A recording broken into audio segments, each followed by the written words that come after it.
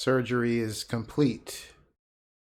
Rig in the basement successfully upgraded to Ryzen 7 3800X, 16 threads. Truly, truly amazing. However, there's a punchline.